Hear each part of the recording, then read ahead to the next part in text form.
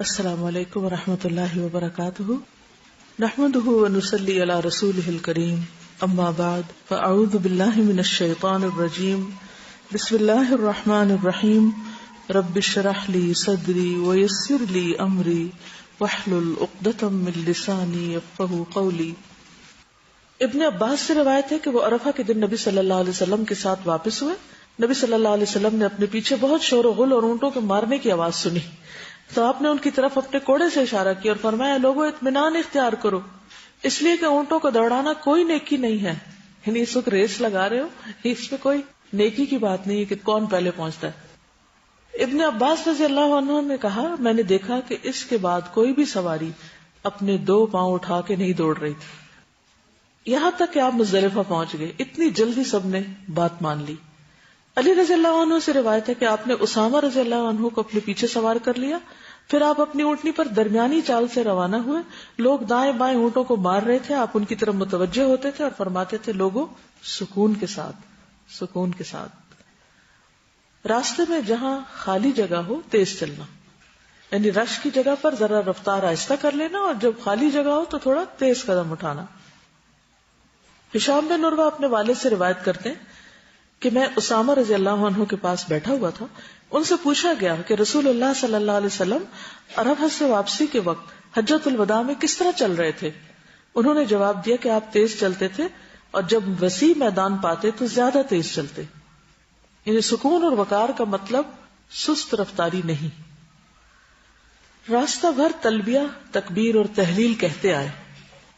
عبد الرحمن بن یزید سے مروی ہے، عبداللہ رضی اللہ عنہ جس وقت مزدلفہ سے واپس ہوئے تو تلبیہ پڑھتے رہے۔ لوگ کہنے لگے، کیا یہ دیہاتی آدمی ہیں، بدو ہیں؟ عبداللہ نے فرمایا، کیا لوگ بھول گئے یا گمراہ ہو گئے؟ میں نے اس ذات سے سنا ہے جس پر سورۃ البقرہ نازل کی گئی، وہ اس جگہ فرما رہے تھے، لبیک اللہم لبیک، یعنی میں ان کی پیروی میں لبیک پڑھ رہا ہوں، اور تم لوگوں کے لیے یہ ایک اجنبی بات ہو گئی۔ ابن عباس کہتے ہیں کہ عرفات سے مزدلفہ تک اسامہ بن زید رسول اللہ صلی اللہ علیہ وسلم کی سواری کے پیچھے بیٹھے۔ انہوں نے بیان کیا کہ رسول اللہ صلی اللہ علیہ وسلم جمرہ عقبہ کی رمی تک برابر تلبیہ کہتے رہے۔ ٹھیک ہے، عرفات سے جو تلبیہ کہنا شروع کیا کب تک جاری رہا؟ 10 تاریخ کو جمرہ عقبہ کی رمی تک۔ تو اسامہ جو تھے وہ پیچھے بیٹھے ہوئے تھے، ساتھ ہی اسی سواری پر۔ یہ مینشن کرنا کیوں ضروری تھا کہ وہ ساتھ بیٹھے ہوئے تھے؟ تاکہ کسی چیز کو کنفرم کرنا ہو تو ان سے کر لیں، وہ ہر چیز غور سے دیکھ رہے تھے، بالکل ہی ساتھ تھے۔ اشعث بن سلیم سے روایت ہے کہ میں عبداللہ بن عمر رضی اللہ عنہ کے ساتھ عرفات سے مزدلفہ کو آیا، راستے میں وہ برابر تکبیر اور تحلیل میں مشغول رہے یہاں تک کہ ہم مزدلفہ پہنچ گئے۔ تو اس میں تلبیہ بھی، لا الہ الا اللہ بھی، تکبیرات بھی۔ مزدلفہ سارا ٹھہرنے کی جگہ ہے، سارے کا سارا ہی جائے وقوف ہے، البتہ وادی محصر سے ہٹ کر۔ وادی محصر کون سی جگہ ہے؟ جہاں پر ابرہہ کے لشکر کو مارا گیا تھا، تو وہ عبرت کی جگہ ہے، وہاں نہیں رکنا چاہیے، نہ وہاں وقوف کرنا چاہیے، اس جگہ سے تیزی سے گزرنا چاہیے۔ مزدلفہ پہنچ کر مغرب اور عشاء کی نمازیں جمع اور قصر ادا کریں۔ عبداللہ بن مسعود نے بیان کیا، میں نے رسول اللہ صلی اللہ علیہ وسلم کو کبھی نہیں دیکھا کہ آپ نے کوئی نماز بے وقت پڑھی ہو، آپ ہمیشہ وقت پر نماز پڑھتے تھے، مگر مزدلفہ میں آپ نے مغرب اور عشاء کو جمع کر کے تاخیر سے پڑھا، یعنی مغرب کے وقت پر نہیں بلکہ عشاء کے وقت میں مغرب بھی پڑھی۔ دونوں نمازیں ایک اذان اور 2 اقامت کے ساتھ، دونوں نمازیں ایک اذان اور 2 اقامت کے ساتھ ادا کریں، اور دونوں نمازوں کے درمیان کوئی سنت یا نفل نماز نہ پڑھیں۔ ٹھیک ہے، کیا کہا میں نے؟ ایک اذان، 2 اقامت اور صرف 3 مغرب کے فرض اور 2 عشاء کی، کیونکہ قصر، اور ان کے بیچ میں کوئی سنت وغیرہ نہیں۔ عبداللہ بن عمر رضی اللہ عنہما نے بیان کیا کہ مزدلفہ میں نبی صلی اللہ علیہ وسلم نے مغرب اور عشاء ایک ساتھ ملا کر پڑھی تھی، ہر نماز الگ الگ تکبیر کے ساتھ، اور ان دونوں کے درمیان کوئی نفل یا سنت نہیں پڑی اور نہ ان کے بعد۔ یہ رات سو کر گزارنے کی ہے، آرام کرنے کی ہے۔ جابر بن عبداللہ حجۃ الوداع والی حدیث میں بیان کرتے ہیں، مزدلفہ آ کر آپ نے ایک اذان اور 2 اقامت کے ساتھ مغرب اور عشاء کی نمازیں ادا کی، ان دونوں نمازوں کے درمیان کوئی دوسری نماز نہیں پڑھی پھر طلوع فجر تک آپ نے آرام فرمایا. اگر کوئی مزدلفہ کو مس کر جائے، یعنی کہ پہنچ ہی نہیں پایا اور رات کا کوئی حصہ بھی اس کو نہیں ملا، تو اس کو دم دینا ہوگا. ٹھیک ہے، جانور کی قربانی. لیکن یہاں سے اگر کوئی ارلی نکلنا چاہے تو اس کی اجازت ہے. خواتین، بچے، کمزور، بوڑھے لوگ اگر آدھی رات کے بعد مینا کی طرف روانہ ہونا چاہیں تو ہو سکتے ہیں، کیونکہ اس کے بعد مینا جانا ہے. حضرت عائشہ سے مروی ہے کہ ام المومنین سودا رضی اللہ عنہا نے نبی صلی اللہ علیہ وسلم سے مزدلفہ کی رات عام لوگوں سے پہلے روانہ ہونے کی اجازت چاہی. آپ بھاری بھرکم بدن کی عورت تھی تو آپ نے ان کو اجازت دے دی، کیونکہ بھیڑ میں رش میں ان کے لیے مشکل تھی، اور ان کے اس عمل یا اس اجازت کی وجہ سے اور بھی بہت سے لوگوں کے لیے آسانی ہو گئی. عبداللہ بن عمر اپنے گھر کے کمزوروں کو پہلے ہی بھیج دیا کرتے تھے. وہ رات ہی میں مزدلفہ میں مشعر حرام کے پاس آ کر ٹھہرتے اور اپنی طاقت کے مطابق اللہ کا ذکر کرتے، پھر امام کے ٹھہرنے اور لوٹنے سے پہلے ہی مینا آ جاتے. بعض تو مینا میں فجر کی نماز پڑھتے اور بعض اس کے بعد آتے. جب مینا پہنچتے تو کنکریاں مارتے. عبداللہ بن عمر کہتے کہ رسول اللہ صلی اللہ علیہ وسلم نے ان سب لوگوں کے لیے اجازت دی ہے. افضل کیا ہے؟ فجر کی نماز پڑھنے کے بعد وقوف کر کے پھر روانہ ہونا. لیکن اگر کوئی فجر سے پہلے ہی چلا جائے تو اس کی اجازت ہے، تو مینا میں جا کر فجر پڑھ لے یا پھر پڑھ کر چلے. اسماء رضی اللہ عنہا کے غلام کہتے ہیں کہ مزدلفہ کی رات وہ پوچھتی کیا چاند غائب ہو گیا، تو میں جواب دیتا کہ ہو گیا. پھر وہ کہتی مینا چلو، پھر وہ رمی کرتی. ٹھیک ہے، یعنی فجر سے پہلے. چاند غروب ہو گیا کا مطلب کیا ہے؟ کس رات کا چاند ہوگا؟ 10 کا.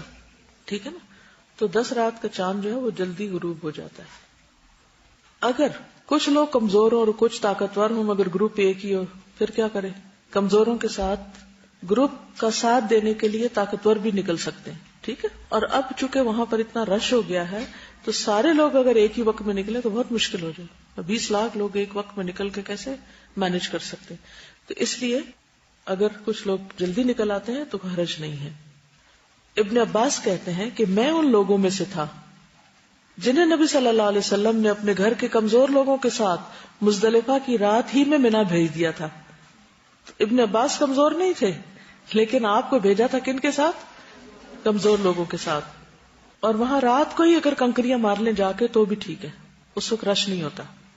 نماز فجر وقت شروع ہوتے ہی ادا کرنی چاہیے جو مزدلفہ میں، ورنہ تو تھوڑی لیٹ بھی کر سکتے ہیں. عبداللہ بن مسعود نے بیان کیا کہ 2 نمازوں کے سوا میں نے نبی صلی اللہ علیہ وسلم کو اور کوئی نماز وقت کے بغیر پڑھتے نہیں دیکھا. آپ نے مزدلفہ میں مغرب اور عشاء ایک ساتھ پڑھی اور فجر کی نماز بھی اس دن معمول کے وقت سے پہلے ادا کی، یعنی اذان ہوتے بالکل اندھیرے میں، کیونکہ نماز کے بعد یہاں پر وقوف کرنا ہے. نماز فجر کے بعد اچھی طرح روشنی پھیلنے تک اگر ممکن ہو تو مشعر حرام کے پاس، ان پہاڑیوں کے قریب، ورنہ اپنی اپنے قیام گاہ پر قبلہ رخ ہو کر ہاتھ اٹھا کر دعا مانگے. قبلہ رخ ہو کر ہاتھ اٹھا کر، کیونکہ اللہ سبحانہ وتعالیٰ کا ارشاد ہے فَاذْكُرُوا اللَّهَ عِنْدَ الْمَشْعَرِ الْحَرَامِ، مشعر حرام کے پاس اللہ کا ذکر کرو. تو یہ ذکر کی جگہ ہے، اس لیے یہاں پر ذکر کرنا چاہیے. قبلہ رخ ہو کر ہاتھ اٹھا کر دعائیں مانگے انسان. جابر بیان کرتے ہیں کہ آپ قصوہ اونٹنی پر سوار ہو کر مشعر حرام تک آئے، پھر قبلے کی طرف رخ کر کے دعا، تکبیر، تحلیل، توحید میں مصروف رہے یہاں تک کہ صبح کی روشنی خوب پھیل گئی. تو آپ نے فضل بن عباس کو اپنے پیچھے سوار کیا اور طلوع آفتاب سے پہلے وہاں سے مینا کے لیے چل پڑے. عبداللہ بن عمر اپنے گھر کے کمزوروں کو پہلے ہی مینا بھیج دیتے تھے اور پھر وہ پہلے ہی کنکریاں وغیرہ مار لیتے. مینا سے رمی کے لیے چنے کے دانے کے برابر کنکریاں چننی چاہیے. کچھ لوگ مزدلفہ سے چننے لگتے ہیں، تو مسنون کیا ہے؟ مینا سے ہی چننا. جابر کہتے ہیں میں نے نبی صلی اللہ علیہ وسلم کو دیکھا، آپ نے چنے کے دانے کے مثل جمرہ کو کنکریاں ماری. ابن عباس سے مروی ہے کہ رسول اللہ صلی اللہ علیہ وسلم نے جمرہ عقبہ کی صبح کو مجھ سے فرمایا جبکہ آپ اونٹنی پر تھے کہ میرے لیے کنکریاں چن دو. میں نے آپ کے لیے 7 کنکریاں چن دی جو انگلیوں میں پکڑ کر پھینکنے کے قابل تھی. فضل بن عباس سے مروی ہے کہ عرفہ کی رات گزارنے کے بعد جب صبح کے وقت ہم نے وادی مزدلفہ کو چھوڑا تو نبی صلی اللہ علیہ وسلم نے لوگوں سے فرمایا اطمینان اور سکون اختیار کرو. مزدلفہ سے اٹھے، مینا جا رہے ہیں. اب پھر آپ فرما رہے ہیں سکون اور اطمینان. اس وقت آپ اپنی سواری کو تیز چلنے سے روک رہے تھے، یہاں تک کہ وادی محصر سے اتر کر جب مینا میں داخل ہوئے تو فرمایا چنے کے دانے کی مثل کنکریاں لے لو تاکہ رمی جمرات کی جا سکے. اور نبی صلی اللہ علیہ وسلم اپنے ہاتھ سے اس طرح اشارہ کرنے لگے جس طرح انسان کنکری پھینکتے وقت کرتا ہے، یعنی کنکری پھینکنے کے اشارے کے ساتھ بات فرمائی. اب آپ دیکھیے کہ یہاں مینا اور مزدلفہ کے قریب ہے وادی محصر جہاں کنکریاں پھینکی گئی تھی. کس پر؟ ابرہہ کے لشکر پر. اور اس کے قریب ہی جمرات ہیں جہاں ابراہیم علیہ السلام نے کنکریاں ماری تھی. کس کو؟ شیطان کو. کچھ لوگ کنکریوں کے بجائے جوتے مارتے ہیں اور جو ہاتھ لگے پھینکتے ہیں، بوتلیں پانی کی، اور غصے میں آ جاتے ہیں اور جذباتی ہو جاتے ہیں، ایموشنل ہو جاتے ہیں، دھکے دیتے ہیں اور بس چلے ان کا تو لوگوں کو بھی پھینکتے ہیں. اب عید کا دن آنے لگا، 10 ذی الحج یوم النحر.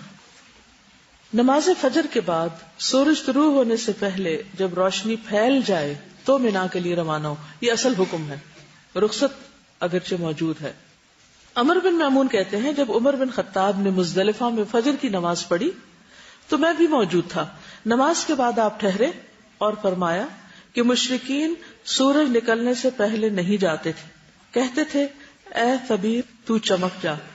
نبی صلی اللہ علیہ وسلم نے مشرکوں کی مخالفت کی اور سورج نکلنے سے پہلے روانہ ہوئے. اسی لیے آپ نے فجر بہت ارلی پڑھ لی اور پھر فجر پڑھنے کے بعد کھڑے ہو کر دعائیں وغیرہ بھی کی، بیٹھ کے بھی کر سکتے، قبلہ رخ ہو کے اور ہاتھ اٹھا کے مانگا. اس کے بعد آپ روانہ ہو گئے، اس سے پہلے کہ سورج نکلے، روشنی پھیلنے پر، اندھیرے میں نہیں نکلے.